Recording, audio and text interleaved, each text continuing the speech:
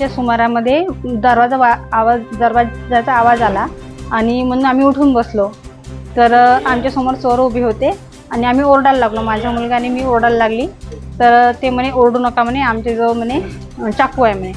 तर मग आम्ही चूप राहिलो. तरी माझा मुलगा ओरडला तर मग त्याच्यावर वार झाला, समजा त्याच्या डोक्यावर वार केला. त्याच्यानंतर मग त्यांनी कपाटाच्या चाव्या विचारल्या, कपाटात काय आहे हे विचारलं आणि कपाटाची चाव्या घेऊन कपाट खोलून त्यांनी पर्समधून माझी 30,000ची कॅश आणि 4 ग्राम सोनं नेलं समजा. आणि मग त्याच्यानंतर मग ते म्हणे खाली जाण्याचा रस्ता कुठे आहे आणि खाली किती जण राहते. आम्ही सांगितलं की 4-5 जण आहे बा आणि खाली जाण्याचा रस्ता इकडनं आहे असं सांगितलं. मग ते म्हणे आवाज करू नका, ओरडू नका म्हणे. मोबाईल आमचे घेऊन सायलेंट करून ठेवला त्यांनी, तिकडे नेऊन ठेवला, आमच्याजवळ नाही ठेवले.